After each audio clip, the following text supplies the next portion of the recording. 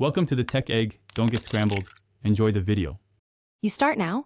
Position the Subaru on level ground with wheels straight, about 3 to 5 meters from a flat wall. Clean the windshield and camera housing, dirt within 10 centimeters skews calibration. Turn eyesight off if the car allows and set the parking brake, then gather tape, a marker, and a measuring tape. These steps make the camera reference clear, so subsequent adjustments succeed once done. Confirm the camera view is unobstructed and dry before moving to alignment. You now align the camera precisely. Measure the vehicle center line and transfer that to the wall, then mark the camera lens center and a horizontal reference at the same height.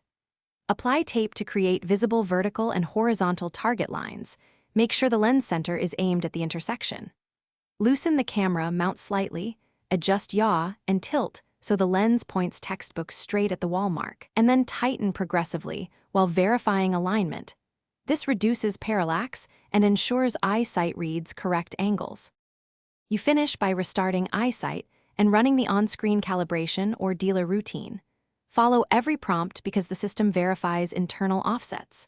Once the routine completes, drive straight for 1 to 2 kilometers at 30 to 50 kilometers per hour on a flat road so the system can finalize dynamic calibration. If a warning or misalignment persists, inspect camera wiring and connectors and repeat the alignment steps. If errors continue, schedule dealer diagnostic. Often a persistent fault means sensor replacement or firmware update is needed. Thanks for watching. Consider subscribing if I helped unscramble your problems.